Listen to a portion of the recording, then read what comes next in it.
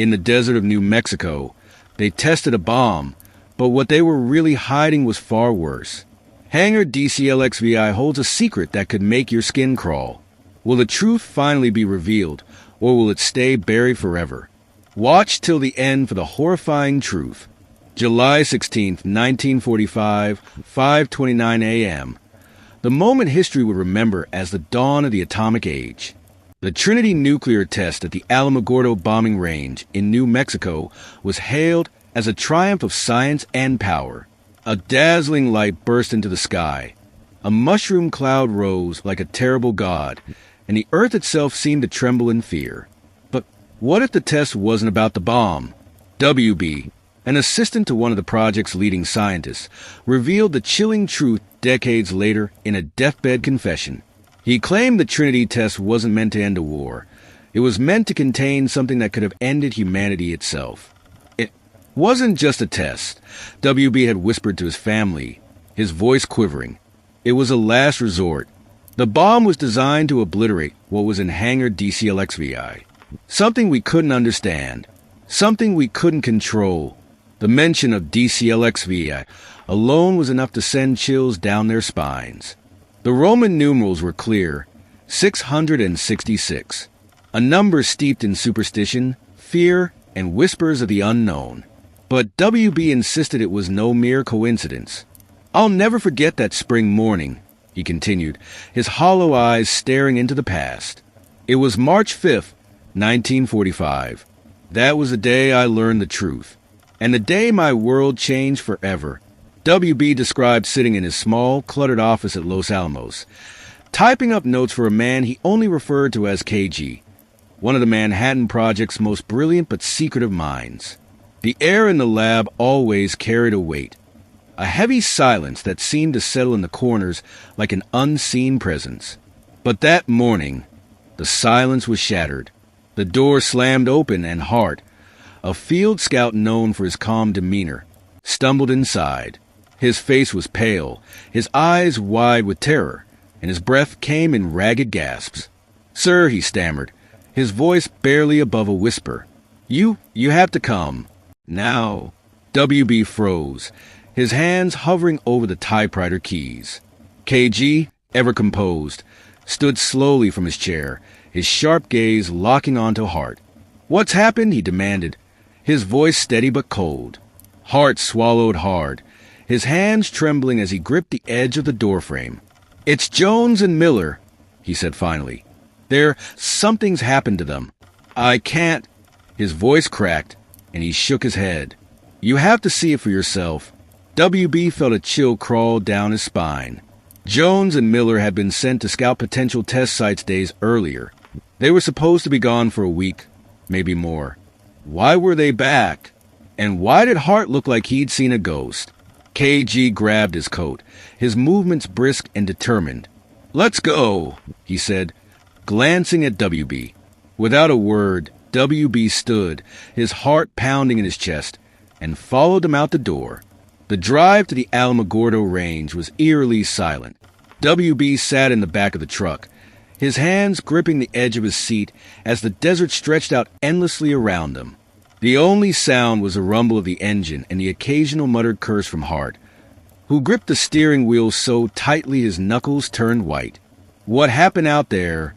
KG asked, breaking the silence. Hart didn't look at him. His eyes stayed fixed on the road ahead, his jaw clenched. "You wouldn't believe me if I told you," he said finally. "You'll have to see it for yourself." The words hung in the air like a shadow. WB glanced at KG, who gave him a look that was equal parts curiosity and dread. As they approached the range, Hart suddenly slowed the truck, his eyes narrowing as he scanned the horizon. WB leaned forward, trying to see what caught his attention, but all he could make out was a faint smudge in the distance. And then he saw it. At first, it looked like two dark shapes lying in the sand, motionless and unnatural. As they got closer, WB's stomach churned. It was Jones and Miller, or at least it should have been. Hart brought the truck to a screeching halt, his hands shaking as he killed the engine. "This is as far as I go," he said, his voice trembling. What do you mean? KG demanded, but Hart just shook his head, his face ashen. WB and KG exchanged a glance, then stepped out of the truck. The air was heavy, the silence oppressive. As they approached the bodies, a nauseating smell hit WB like a physical blow. It was a stench of rot, of decay, but there was something else, something metallic and almost burnt. When they were just a few feet away, WB stopped in his tracks, his breath catching in his throat. Jones and Miller lay sprawled on the ground, their bodies twisted at unnatural angles. Their faces were unrecognizable. Their skin blistered and melted as if they'd been dipped in acid. "Oh my God," KG whispered, his voice barely audible. Next to the bodies was an old wooden crate, its surface weathered and scarred. Engraved on its lid, in jagged Roman numerals, were the characters DCLXVI. WB felt his knees weaken as he stared at the box. Beneath the numerals, strange symbols were carved into the wood, symbols that looked ancient, otherworldly. "What's in the box?" WB asked, his voice shaking. KG didn't answer. He just stared at the crate, his face pale and his eyes filled with something WB had never seen before: fear. WB's eyes darted back and forth between the grotesque remains of Jones and Miller and the weathered wooden crate lying beside them. The symbols carved into the box seemed to shimmer faintly in the sunlight, almost as if they were alive. It was unnerving. "What's in the box?" WB asked again, louder this time, his voice betraying the growing panic in his chest. KG didn't respond. His gaze was fixed on the numerals and the strange markings, his usually sharp demeanor replaced by a vacant, almost haunted expression. WB felt the desert air grow heavier around them, pressing down on his chest like an invisible weight. The silence was unbearable, broken only by the faint rustling of the wind. He took a cautious step closer to KG and placed a trembling hand on his shoulder. "KG," he whispered. KG blinked, snapping out of his trance. He turned to WB, his face pale and drenched in sweat. "I don't know what's in the box," he said finally, his voice barely audible. "But I know one thing. It wasn't meant to be found." Hart, still sitting in the truck, shouted over to them, his voice shaking. "Leave it alone. We need to get out of here. Whatever killed them, it's still out here." But KG ignored him. He crouched down next to the box, his fingers hesitating above the lid. "These symbols," he muttered, more to himself than anyone else. "They're not just markings. They're warnings." WB's stomach churned. "Warnings for what?" he asked, though he wasn't sure he wanted to know the answer. KG glanced up at him, his eyes filled with a rare mixture of fear and curiosity. Something ancient, something dangerous. Whatever it is, it killed them before they could move this thing. He gestured toward the box. WB's heart pounded in his chest. The bodies of Jones and Miller were so badly disfigured that it was impossible to tell how they had died. Had they opened the box? Had they seen something they weren't supposed to see? "What do we do?" WB asked, his voice barely above a whisper. Before KG could answer, a faint, guttural sound echoed across the desert. It was low and distant, almost imperceptible, but it sent a shiver down WB's spine. It wasn't the wind. It was something alive. Hart screamed from the truck. "Do you hear that? It's coming. We need to go now." WB turned to KG, his hands trembling. "He's right. Whatever's out here, we can't stay." KG silenced him with a sharp wave of his hand. "We can't leave this here," he said firmly. "If someone else finds it." Another sound cut him off, louder this time. A deep, rumbling growl that seemed to come from everywhere at once. WB's breath caught in his throat as he scanned the horizon, searching for the source. The vast, empty desert suddenly felt suffocating, as though the sand itself was alive and watching. Hart started the truck's engine, the roar breaking through the tense silence. "If you're not coming, I'm leaving," he shouted, his voice cracking. "Wait!" WB called out, but it was too late. Hart slammed his foot on the gas, the tires kicking up a cloud of dust as the truck sped away. WB and KG were alone. The growling grew louder, closer, vibrating through the ground beneath their feet. WB's instinct screamed at him to run, to leave KG and the curse box behind and never look back. But his legs refused to move. He was rooted to the spot, paralyzed by fear and a terrible curiosity. KG stood and wiped his brow, his composure slipping as his hands shook. "We need to secure the box," he said, his voice steadier than WB expected. "We can't let it stay here, exposed." "But what about whatever's out there?" WB asked, his voice trembling. KG gave him a hard look. "You saw what happened to Jones and Miller. Whatever's out there, it's drawn to this box. If we leave it here, it'll only get worse." WB swallowed hard, his throat dry as sand. "And if we move it?" KG didn't answer. The two men stared at the box, the Roman numerals glaring up at them like an accusation. The air around it seemed to shimmer, distorting slightly, as if the box was bending reality itself. "Help me lift it," KG said finally, his tone brooking no argument.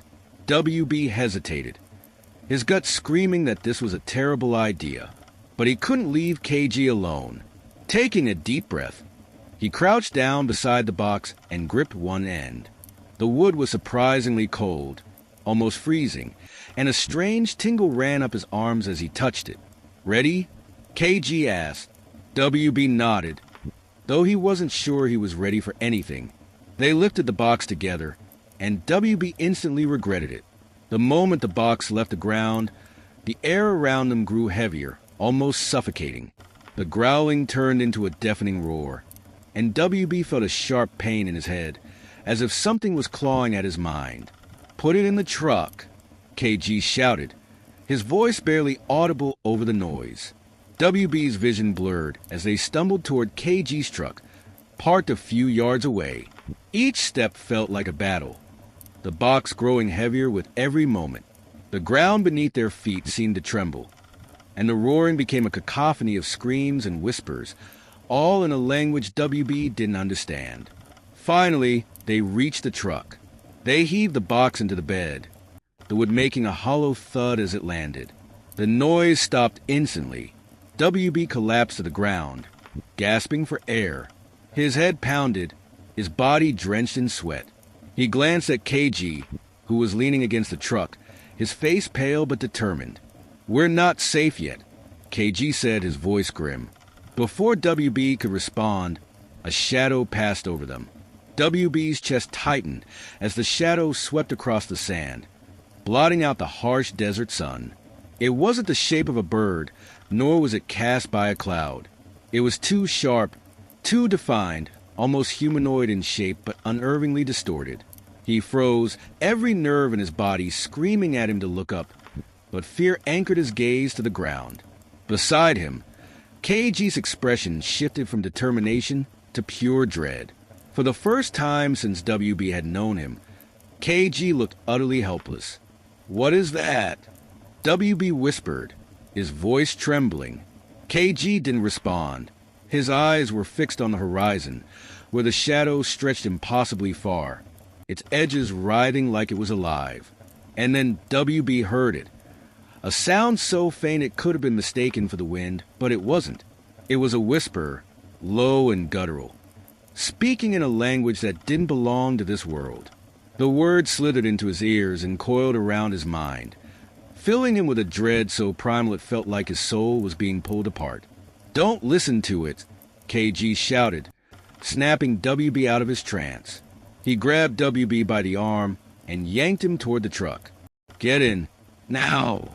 WB stumbled to his feet, his legs heavy and unsteady, as if the shadow was trying to drag him back.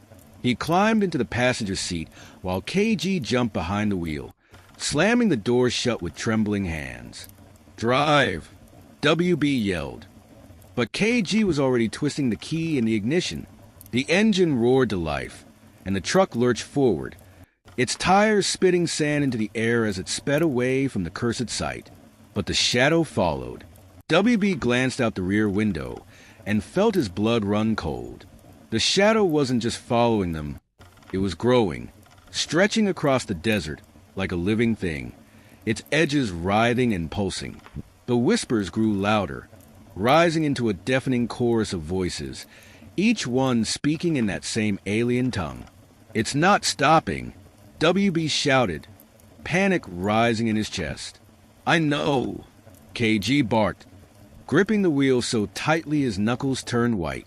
"But we can't stop either, not with that thing behind us." The truck barreled across the desert, the tires skidding over loose sand as KG pushed the vehicle to its limits. The shadow loomed closer, its dark tendrils reaching out like claws, grasping at the truck as if it wanted to consume them whole. WB's gaze darted to the box in the truck bed.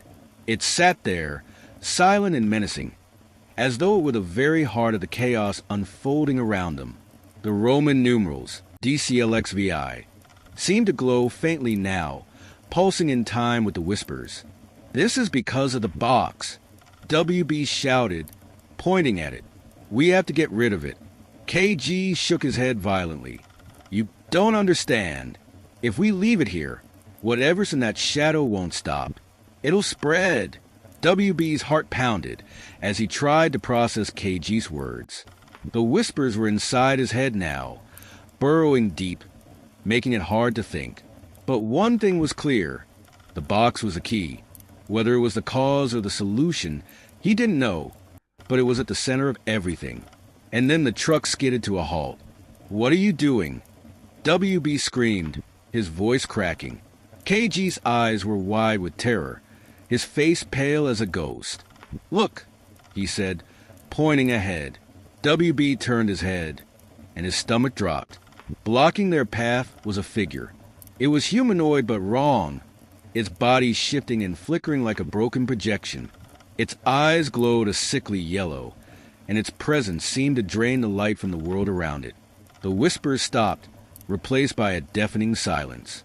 KG fumbled for the gear shift, trying to reverse the truck, but before he could move, the figure raised a hand.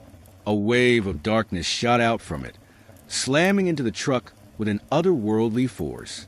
The vehicle shuddered violently, its headlights flickering as if the energy had drained them. WB screamed as the air inside the truck grew icy, his breath fogging up the windows. He clutched his head, the whispers returning with a vengeance, louder and more insistent. "We can't fight it," WB yelled. "We have to run." KG didn't respond. His gaze was locked on the figure, his face a mask of fear and fascination. "It's not here to kill us," he said, his voice barely audible. WB stared at him, horrified. "What are you talking about?" "It's here for the box," KG said, his eyes flicking to the truck bed. "It wants what's inside." WB's mind raced. If they gave up the box, would the creature let them go? Or would it kill them anyway? He didn't know, and he wasn't sure he wanted to find out. The figure began to move closer, its steps slow and deliberate. The shadows around it writhed and twisted, reaching out toward the truck like living things. KG made a sudden decision. He flung open the driver's side door and jumped out, grabbing a crowbar from the truck bed. "What are you doing?" WB screamed. KG didn't answer. He climbed into the truck bed and pried the lid off the box, his movements frantic. As the lid came loose, a blinding light erupted from within, illuminating the desert in an eerie, unnatural glow. WB shielded his eyes, but through the cracks in his fingers he saw it. Something impossible.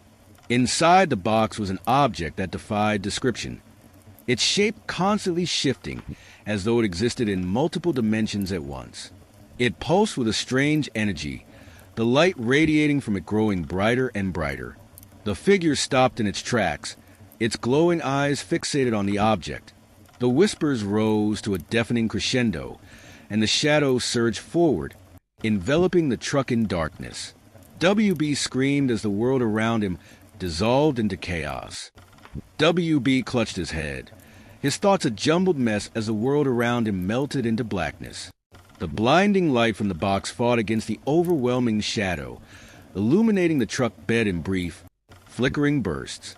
It was a battle of forces beyond comprehension, light and darkness, each vying for dominance.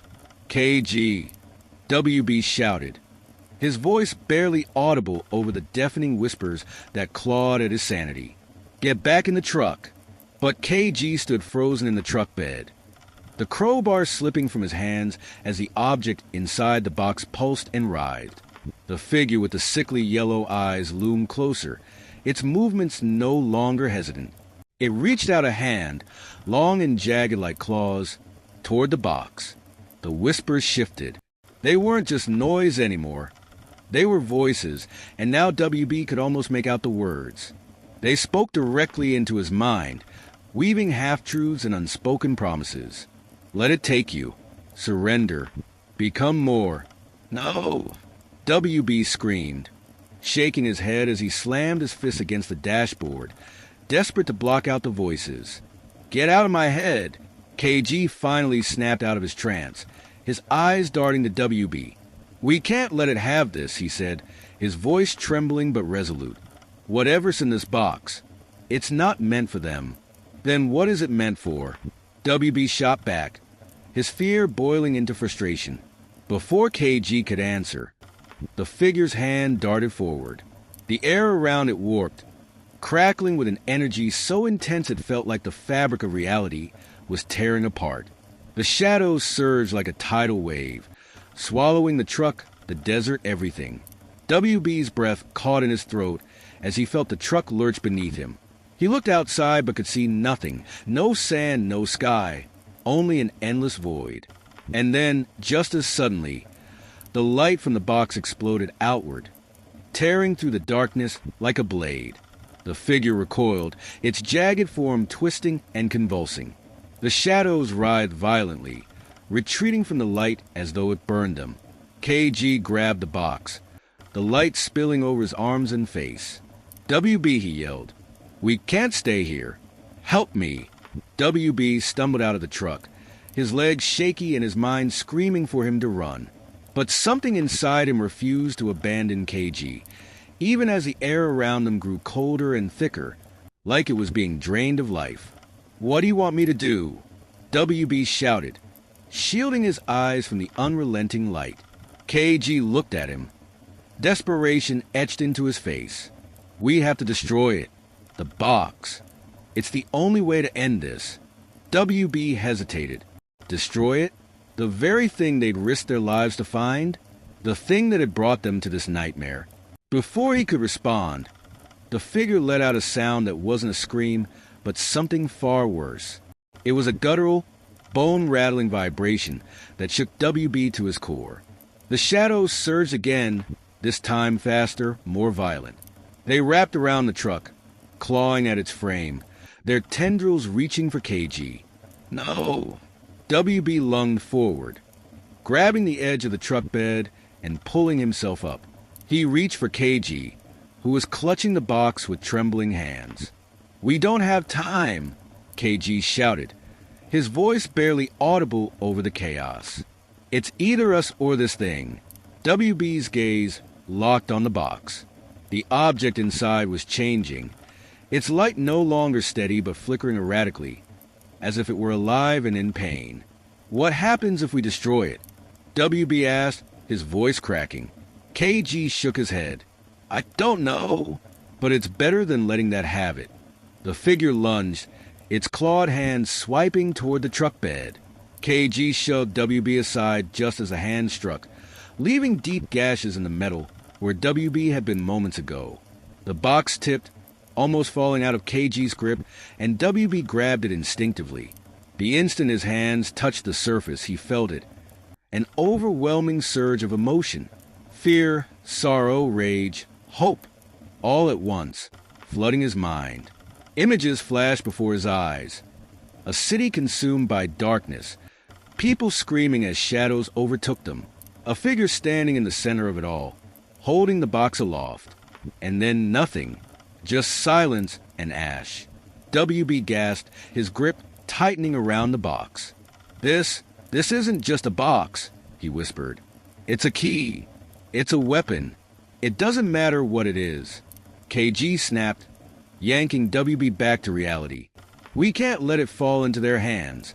The figure was nearly upon them now, its form shifting and expanding, its glowing eyes burning brighter.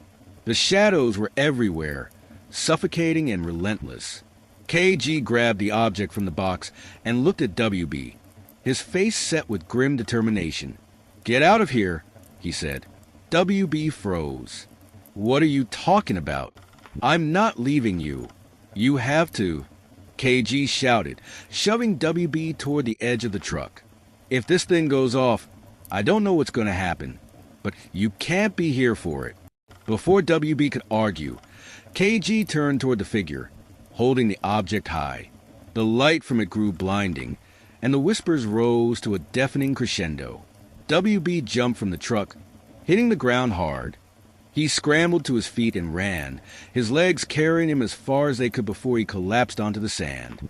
Behind him, the light erupted in a massive explosion, consuming everything in its path.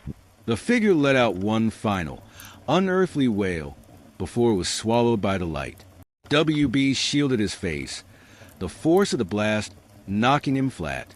When he finally looked up, the desert was silent. The truck, the shadows, the figure, all gone. And so was KG. WB staggered to his feet, his chest heaving. The box lay in the sand a few feet away, its lid broken and empty. The whispers were gone, but their weight lingered in the air. WB picked up the box, his hands trembling. Whatever had happened here wasn't over. Not yet. The silence in the desert was deafening. WB stood motionless, his knees sinking into the sand as he stared at the empty box in his hands. The glow was gone, and with it, so was KG. The object that had caused so much chaos had vanished in that blinding explosion, taking the figure and its shadows with it. But the weight of what had just transpired hung heavy in the air, pressing down on WB like a suffocating fog. He took a shaky breath and looked up at the horizon. The first rays of dawn were breaking through, painting the desert sky in hues of orange and gold. It was ironic, WB thought bitterly, how peaceful everything seemed now, as if the nightmarish battle he and KG had just endured hadn't even happened. But it had, and KG was gone because of it. WB spent hours wandering the desert, his mind replaying KG's final words over and over. The explosion had wiped out the shadows, the figure, and the strange energy that had surrounded the box. It was as if the entire event had been erased from existence, leaving only WB behind to remember it. As he climbed into the truck, WB's eyes fell on KG's notebook, sitting on the passenger seat. He picked it up with trembling hands and flipped through the pages. KG's neat handwriting detailed their entire journey. Maps, sketches of the box, and cryptic notes about its origin. But on the very last page, scrawled in hurried, shaky handwriting, were the words, "The world doesn't need to know what we've done here. It just needs to stay safe."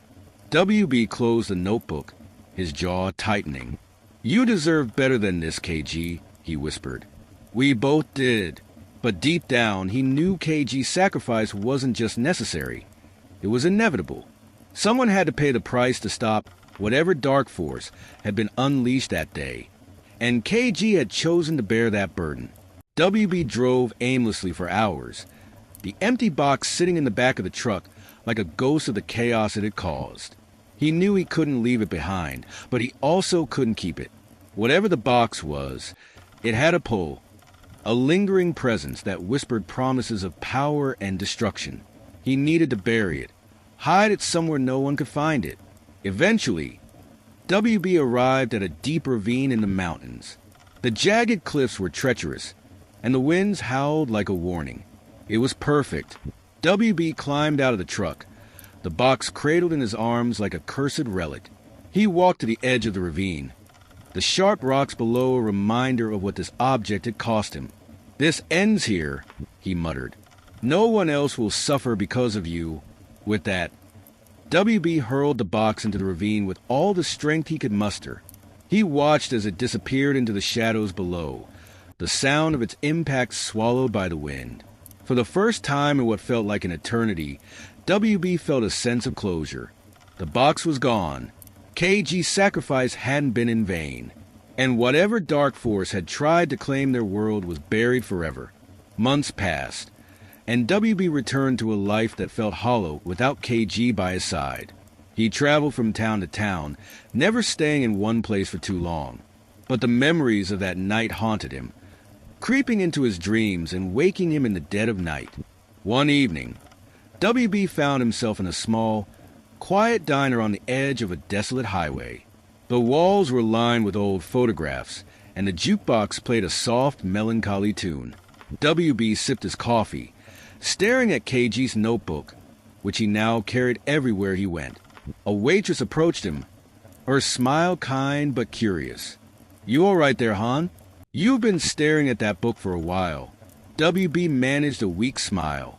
"Just remembering someone." She nodded knowingly. "Well, whoever it is, sounds like they were important to you." "They were," WB said softly. "More than they'll ever know." The waitress walked away, and WB opened the notebook to the last page again. KG's final message stared back at him, a reminder of the promise WB had made, to protect the world, no matter the cost. He closed the notebook and stood, leaving a generous tip on the table. As he walked out into the cool night air, WB looked up at the stars. They shone bright and steady, just as they had the night he and KG had faced the impossible. "Wherever you are, KG," WB said, "I hope you're at peace." With that, he climbed into the truck and drove off, the engine rumbling softly as it disappeared into the distance. Thank you for joining us on this incredible journey through WB and KG's story. Their adventure was one of sacrifice, mystery, and the battle between light and darkness. If you enjoyed this story, don't forget to like, subscribe, and leave a comment below. We'd love to hear your thoughts. What did you think of the ending? Was there anything you wish we had explored more? Or is there a specific kind of story you'd like us to tell next? Let us know in the comments. Your support keeps us going, and we can't wait to bring you more thrilling stories like this one. Thanks for watching, and we'll see you in the next adventure.